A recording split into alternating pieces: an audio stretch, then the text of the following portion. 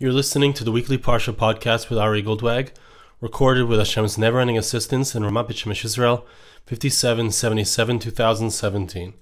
This week's parsha is Parshas Nasso.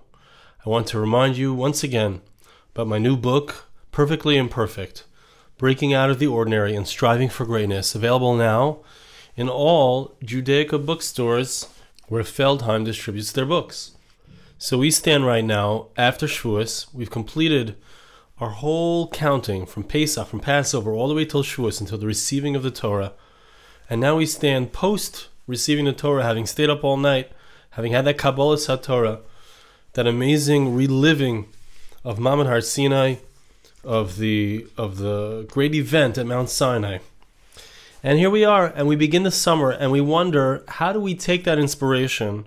How do we take what we've gained from Shavuos? How do we take all that we've worked on, all that we've developed from the Passover holiday all the way till now through these 50 days, culminating in Shavuos? How do we take that further? How do we take that to the next level? Where do we go from here?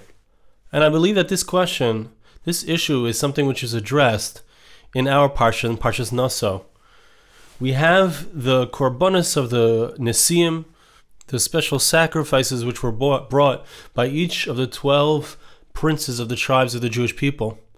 And before the Torah actually describes those korbanos, those sacrifices, which interestingly are almost, it seems, almost all identical, exactly the same korbanos brought on 12 different days.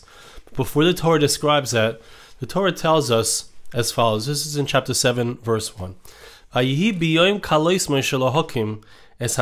was on the day that Moses completed putting up the Mishkan, Vayimshach oisoi, he anointed it, Vaykadesh so he made it holy, Veskol Kelav, and all of its vessels, Vesamizbech Veskol Kelav, and the altar and all of its vessels, Vayimshachem Vaykadesh Osam, he anointed them and he made them holy.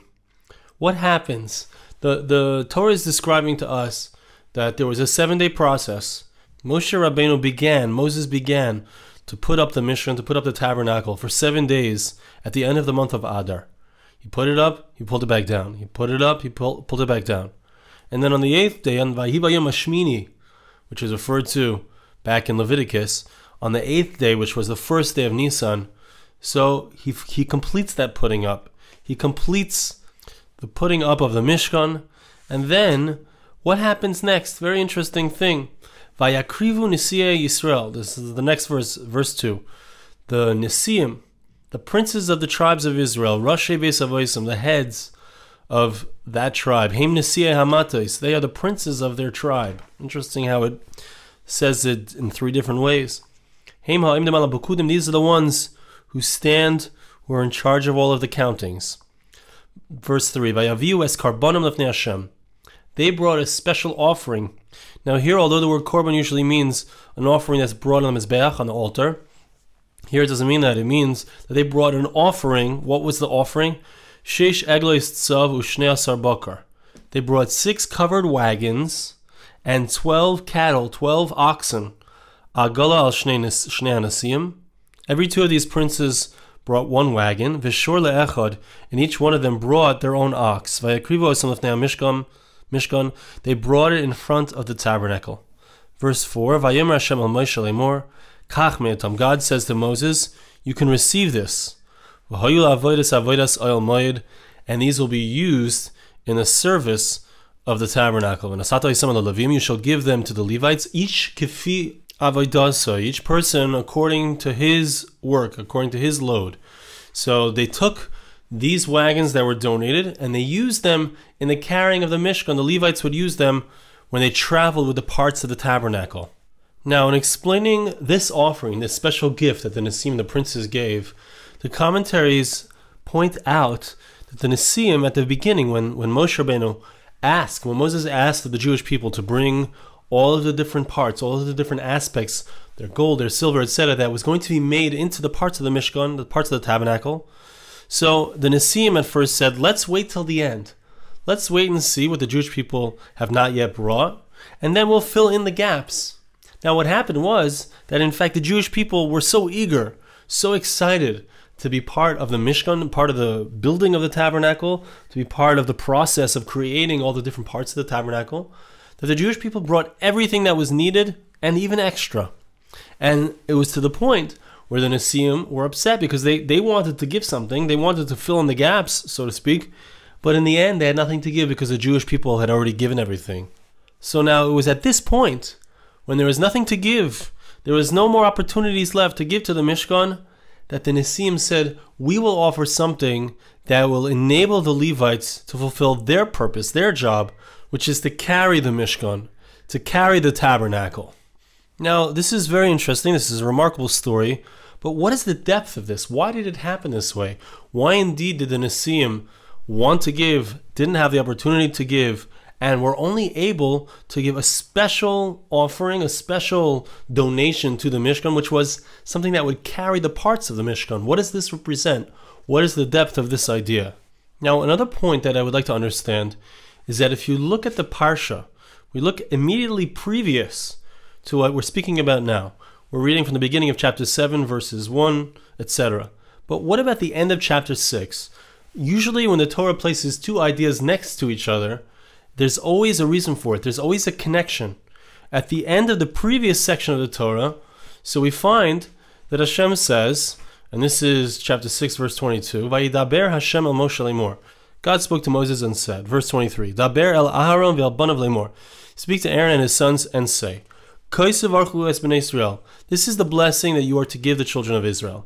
Amor lahem, say as follows. Verse 24, famous verses. Yivarecha Hashem v'yishmerecha, may God bless you and keep you. Verse 25, Ya'er Hashem panav elecha v'chuneka, may Hashem shine his face upon you and show you grace. Verse 26, Yisa Hashem panav elecha v'yasem lecha shalom, may Hashem turn his face towards you and place peace upon you. Verse 27, the final verse of the chapter, V'samu es shemi al bnei Yisrael, v'ani avarachem. They will place my name on the children of Israel, and I will bless them. So I want to understand, why is it that immediately previous to the Torah's discussion of the Nesiim, of the special offering that they brought, the fact that Moshe Rabbeinu completes the Mishkan, and then they come and they bring their offering, and then we have the 12 days, the 12 korbanos, the identical korbanos, the sacrifices that they brought. Why is that immediately preceding? Why do we have this concept of the Birkas Kohanim, the special blessing that Aaron and his sons would give to the Jewish people? What is the connection between these two concepts? So before we answer all of these questions from our parsha, I'd like to share with you a few thoughts which were the content of a shir I gave on Shavuos itself, about Shavuos, about the idea that we see. The Torah mentions that we're to count 49 days. Which is what we do. We count 49 days from Pesach until Shavuos. And the 50th day is Shavuos, is that day where we receive the Torah. The Jewish people counted down from the Exodus, from the time that they left Egypt until they arrived at Mount Sinai and they received the Torah. There was that 7-week period, culminating in Shavuos itself on the 6th of Sivan when we received the Torah. But what is the idea of 49 and 50? Also very interesting, when the Torah refers to this concept, it speaks about counting 7 weeks, which is 49 days, but it also speaks about counting 50 days. And we don't count 50 days, we only count 49 days. What is the idea of counting 49 days versus counting or not counting the 50th? What is that concept? What is that idea? So to explain this, I shared an idea which I believe is very much connected to what's going on in our parsha, what's going on with the Birchas Kohanim, with the blessings of the priests, the stopping of Moshe Rabbeinu from building the Mishkan, the offering of the Nesiim. Let's see. The idea is that the number 50, as Chazal tells us, I think it's a Gemara in Rosh Hashanah that speaks about the fact that there were 50 gates of wisdom, or understanding, or intuition. 50 gates of wisdom. Chamishim shari bina nivru ba'olam. There were 50 of these gates. There's a number 50 that's connected to the concept of bina. Bina is intuition. And it's very important to understand. The Gemara says, V'kulam nidnu l'Moshe chaser echad. Moshe Rabbeinu received only 49 of those gates. He did not receive the 50th gate. I don't want to get into the understanding of what the Gemara specifically is speaking about, but what we see is that there's a number 49, and there's an untouchable number which is 50. We spoke last week about the idea of the Jewish people being countable, being uncountable. Again, I don't want to get back into that concept. I don't want to get back into that discussion. But I do want to point out that we see here a parallel concept, which is that there are 49. We count the 49. We can receive the 49.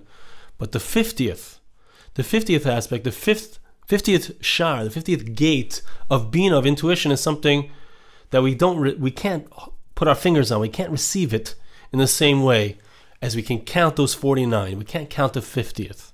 Now, what is the idea behind that? So when it comes to intuition, Bina is intuition. If we think about the capacity of intuition, the way that intuition works on a subconscious level is that a person sees all the different pieces of the puzzle.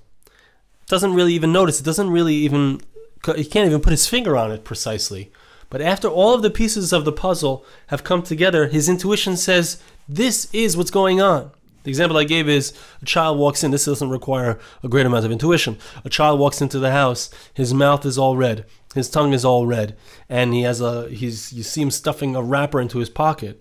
And you know that child, you just said before he left the house, you said, do not eat any kind of candies. Do not eat any kind of ices. I don't want you eating anything unhealthy. When he came in, all the pieces were very clear that the child had not listened to his parent.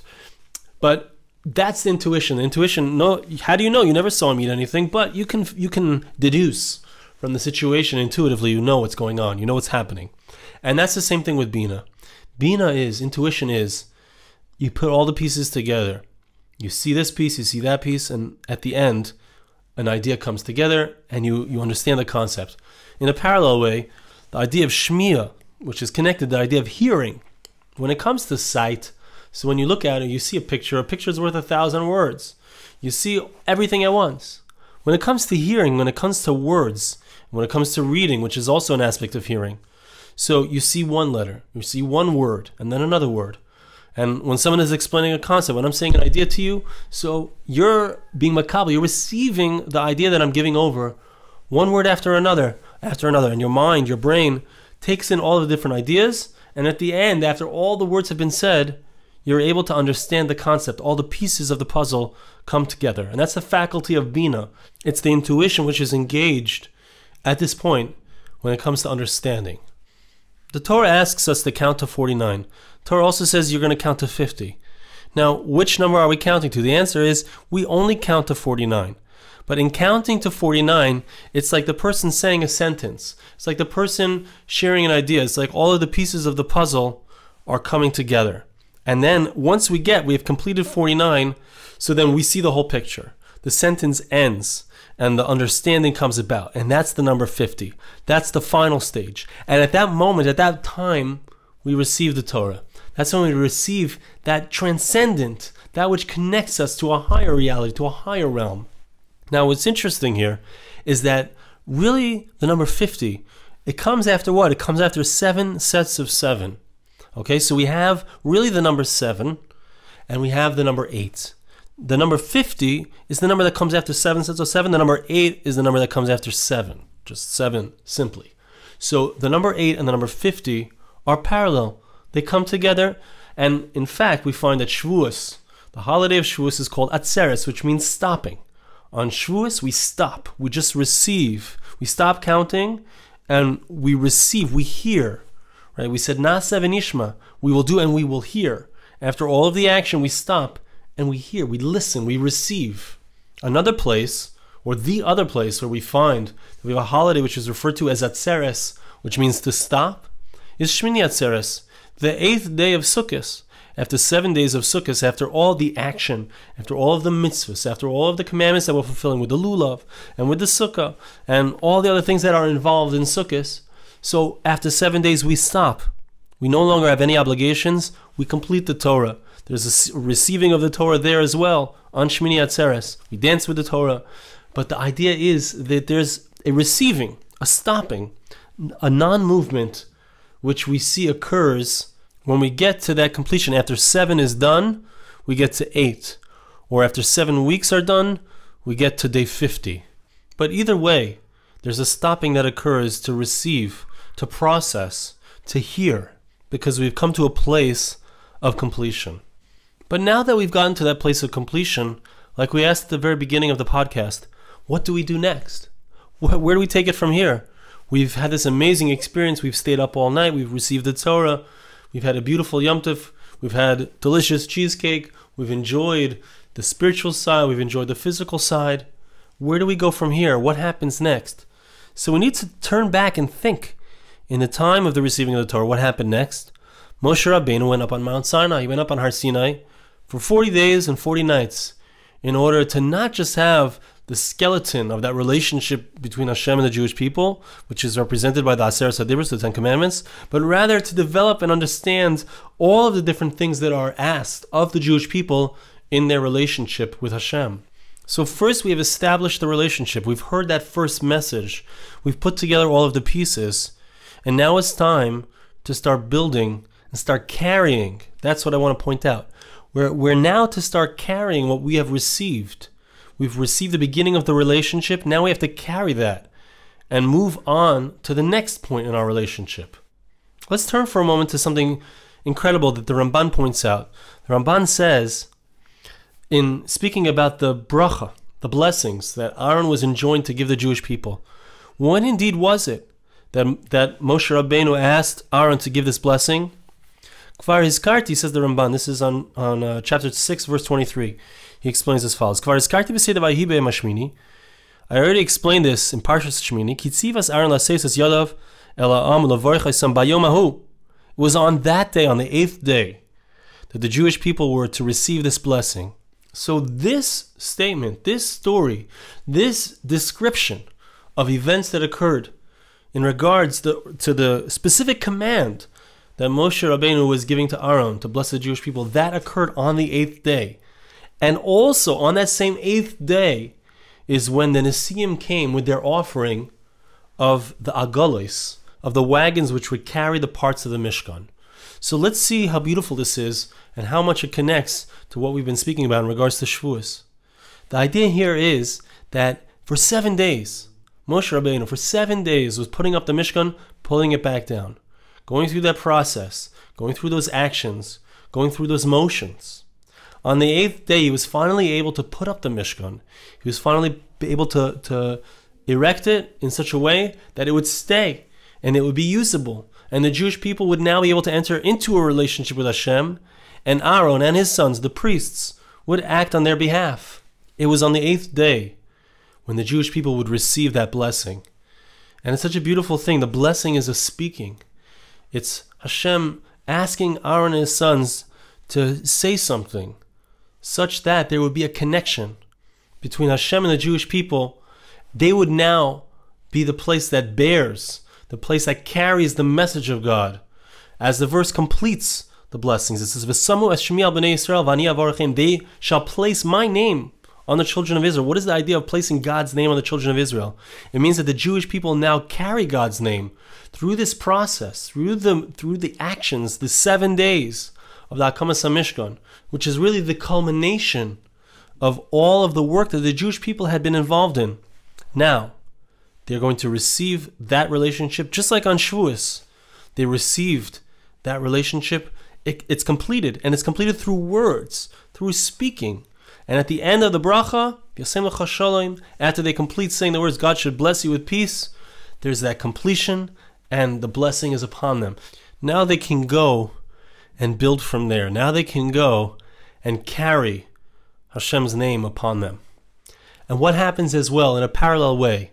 The parallel is beautiful with the Nesiim as they come and they offer something. They say, hey, we weren't able to be involved in the actual construction of all the parts of the Mishkan. We missed our chance.